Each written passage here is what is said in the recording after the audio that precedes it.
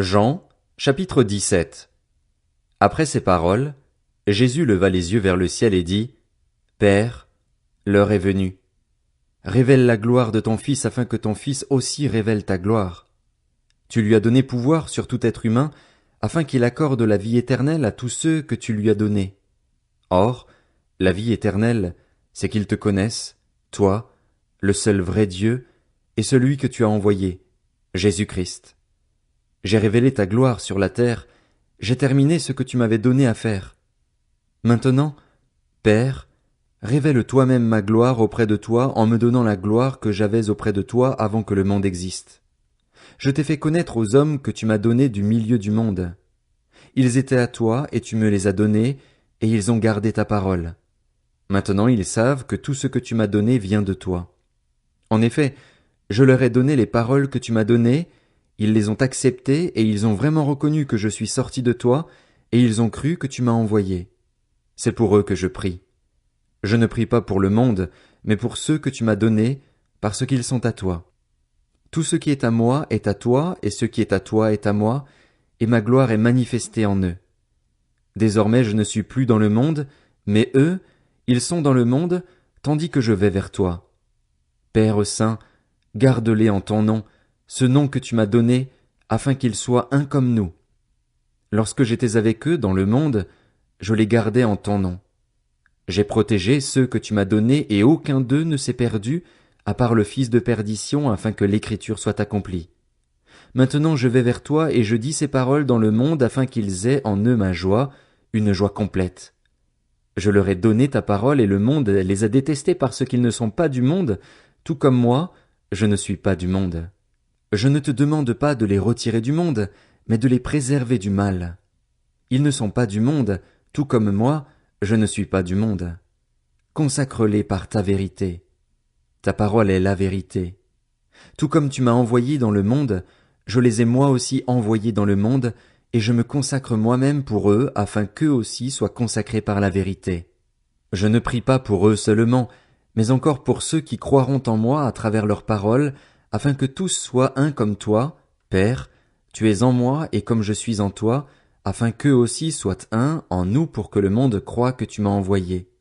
Je leur ai donné la gloire que tu m'as donnée afin qu'ils soient un comme nous sommes un, moi en eux et toi en moi, afin qu'ils soient parfaitement un et qu'ainsi le monde reconnaisse que tu m'as envoyé et que tu les as aimés comme tu m'as aimé. Père, je veux que là où je suis, ceux que tu m'as donnés soient aussi avec moi afin qu'ils contemplent ma gloire, la gloire que tu m'as donnée parce que tu m'as aimé avant la création du monde. Père juste, le monde ne t'a pas connu, mais moi, je t'ai connu, et ceux-ci ont reconnu que tu m'as envoyé. Je leur ai fait connaître ton nom, et je le leur ferai connaître encore, afin que l'amour dont tu m'as aimé soit en eux et que moi je sois en eux. Jean, chapitre 18. Après avoir dit ces paroles, Jésus alla avec ses disciples de l'autre côté du torrent du Cédron où se trouvait un jardin. Il y entra, lui et ses disciples. Judas, celui qui le trahissait, connaissait aussi l'endroit parce que Jésus et ses disciples s'y étaient souvent réunis.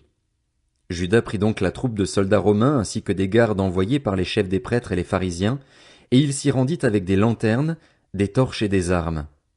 Jésus, qui savait tout ce qui devait lui arriver, s'avança alors et leur dit, « Qui cherchez-vous » Ils lui répondirent, « Jésus de Nazareth. » Jésus leur dit, « C'est moi. » Judas, celui qui le trahissait, était avec eux. Lorsque Jésus leur dit, « C'est moi », ils reculèrent et tombèrent par terre. Il leur demanda de nouveau, « Qui cherchez-vous » Ils dirent, « Jésus de Nazareth. » Jésus répondit, « Je vous ai dit que c'est moi. Si donc c'est moi que vous cherchez, laissez partir ceux-ci. » Il dit cela afin que s'accomplisse la parole qu'il avait prononcée, « Je n'ai perdu aucun de ceux que tu m'as donnés. » Alors Simon-Pierre, qui avait une épée, la tira, frappa le serviteur du grand prêtre et lui coupa l'oreille droite. Ce serviteur s'appelait Malchus. Jésus dit à Pierre, « Remets ton épée dans son fourreau. Ne boirai-je pas la coupe que le Père m'a donnée à boire ?» La troupe, le commandant et les gardes des Juifs s'emparèrent alors de Jésus et l'attachèrent. Ils l'emmenèrent d'abord chez Anne, car il était le beau-père de Caïphe qui était grand prêtre cette année-là. Or Caïphe était celui qui avait donné ce conseil aux Juifs, il vaut mieux qu'un seul homme meure pour le peuple. Simon-Pierre et un autre disciple suivaient Jésus. Ce disciple était connu du grand prêtre, et il entra avec Jésus dans la cour de la maison du grand prêtre, tandis que Pierre restait dehors près de la porte. Alors l'autre disciple, qui était connu du grand prêtre, sortit, parla à la femme qui gardait la porte et fit entrer Pierre. La servante qui gardait la porte dit à Pierre, « Ne fais-tu pas partie, toi aussi, des disciples de cet homme ?» Il répliqua, « Je n'en fais pas partie. » Les serviteurs et les gardes qui étaient là avaient allumé un feu de braise pour se réchauffer, car il faisait froid. Pierre se tenait avec eux et se chauffait aussi. Le grand prêtre interrogea Jésus sur ses disciples et sur son enseignement. Jésus lui répondit, « J'ai parlé ouvertement à tout le monde. J'ai toujours enseigné dans les synagogues et dans le temple, où les Juifs se réunissent constamment, et je n'ai rien dit en secret. Pourquoi m'interroges-tu? Interroge ceux qui m'ont entendu sur ce que je leur ai dit, ils savent, eux, ce que j'ai dit. » À ces mots, un des gardes qui se trouvait là donna une gifle à Jésus en disant, « C'est ainsi que tu réponds au grand prêtre? » Jésus lui dit, « Si j'ai mal parlé, explique-moi ce que j'ai dit de mal. Et si j'ai bien parlé, pourquoi me frappes-tu? » Alors Anne l'envoya attacher à Caïphe, le grand prêtre. Simon-Pierre était là et se chauffait.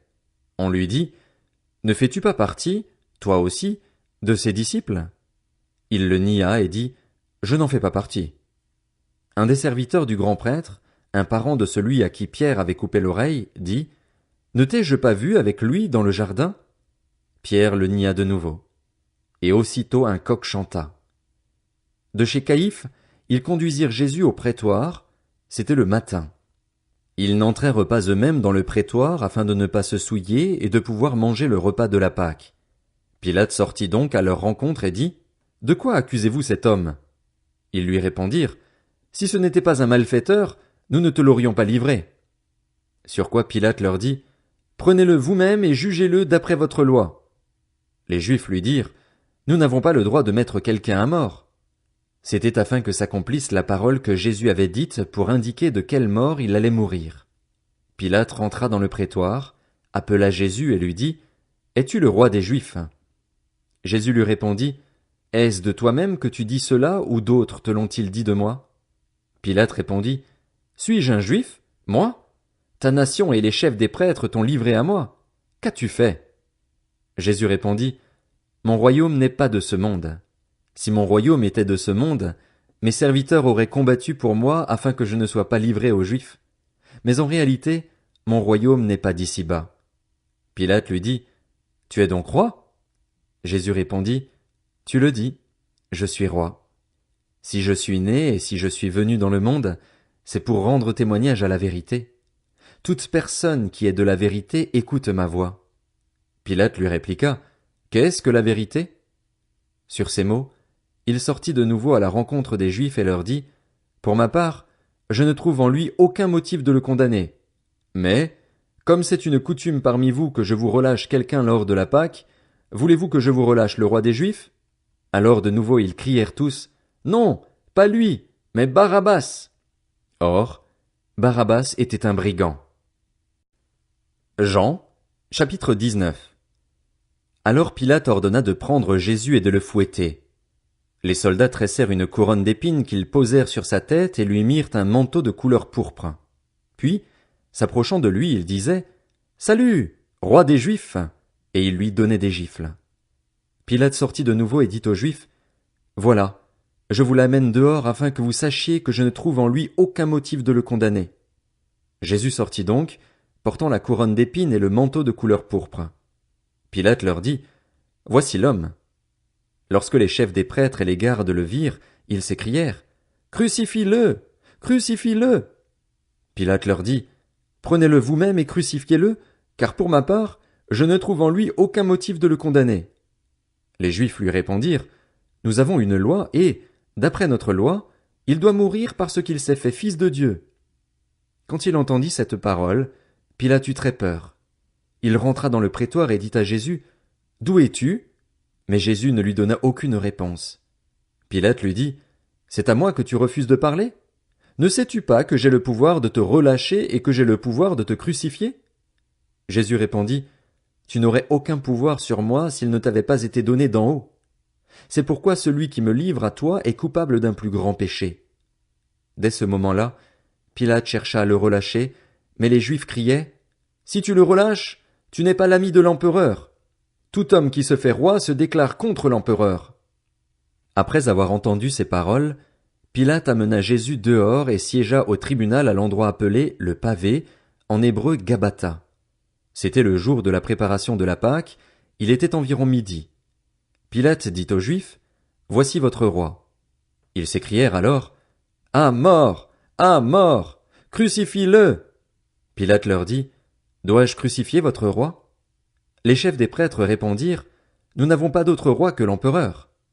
Alors il le leur livra pour qu'il soit crucifié. Ils prirent donc Jésus et l'emmenèrent. Jésus, portant sa croix, sortit de la ville pour aller vers l'endroit appelé le crâne, qui se dit en hébreu Golgotha. C'est là qu'ils le crucifièrent, et avec lui 2 autres, un de chaque côté et Jésus au milieu. Pilate rédigea aussi un écriteau qu'il plaça sur la croix. Il y était écrit « Jésus de Nazareth, le roi des Juifs ». Beaucoup de Juifs lurent cette inscription parce que l'endroit où Jésus fut crucifié était près de la ville. Elle était écrite en hébreu, en grec et en latin. Les chefs des prêtres des Juifs dirent à Pilate « N'écris pas « le roi des Juifs », mais plutôt « cet homme a dit « Je suis le roi des Juifs ». Pilate répondit « Ce que j'ai écrit, je l'ai écrit ». Après avoir crucifié Jésus, les soldats prirent ses vêtements et en firent 4 parts, une pour chaque soldat. Ils prirent aussi sa tunique, qui était sans couture, d'une seule pièce depuis le haut jusqu'en bas. Ils se dirent entre eux, Ne la déchirons pas, mais tirons au sort pour savoir à qui elle sera. C'est ainsi que s'accomplit cette parole de l'Écriture. Ils se sont partagés mes vêtements et ils ont tiré au sort mon habit. Voilà ce que firent les soldats. Près de la croix de Jésus se tenait sa mère, la sœur de sa mère, Marie la femme de Clopas et Marie de Magdala. Jésus vit sa mère et, près d'elle, le disciple qui l'aimait. Il dit à sa mère, Femme, voici ton fils. Puis il dit au disciple, Voici ta mère. Dès ce moment-là, le disciple la prit chez lui. Après cela, Jésus, qui savait que tout était déjà accompli, dit, afin que l'écriture se réalise pleinement, J'ai soif. Il y avait là un vase plein de vinaigre. Les soldats en remplirent une éponge, la fixèrent à une branche d'hysope et l'approchèrent de sa bouche. Quand Jésus eut pris le vinaigre, il dit, Tout est accompli. Puis il baissa la tête et rendit l'esprit. C'était la préparation de la Pâque et ce sabbat allait être un jour solennel. Craignant que les corps ne restent en croix pendant le sabbat, les Juifs demandèrent à Pilate qu'on brise les jambes aux crucifiés et qu'on enlève les corps. Les soldats vinrent donc briser les jambes du premier, puis du second des condamnés qui avait été crucifié avec Jésus. Quand ils s'approchèrent de lui, ils virent qu'il était déjà mort. Ils ne lui brisèrent pas les jambes, mais un des soldats lui transperça le côté avec une lance et aussitôt il en sortit du sang et de l'eau. Celui qui a vu ces choses en rend témoignage et son témoignage est vrai. Il sait qu'il dit la vérité afin que vous croyiez aussi. En effet, cela est arrivé afin que ce passage de l'Écriture soit accompli. Aucun de ces os ne sera brisé. Ailleurs, l'Écriture dit encore, Ils verront celui qu'ils ont transpercé. Après cela, Joseph d'Arimathée, qui était disciple de Jésus, mais en secret par crainte des chefs juifs, demanda à Pilate la permission d'enlever le corps de Jésus. Pilate le lui permit. Il vint donc et enleva le corps de Jésus. Nicodème, l'homme qui auparavant était allé trouver Jésus de nuit, vint aussi. Il apportait un mélange d'environ 30 kilos de myrrhe et d'aloès. Ils prirent donc le corps de Jésus et l'enveloppèrent de bandelettes, avec les aromates, comme c'est la coutume d'ensevelir chez les Juifs. Or, il y avait un jardin à l'endroit où Jésus avait été crucifié, et dans le jardin un tombeau neuf où personne encore n'avait été mis. Ce fut là qu'ils déposèrent Jésus parce que c'était la préparation de la Pâque des Juifs et que le tombeau était proche.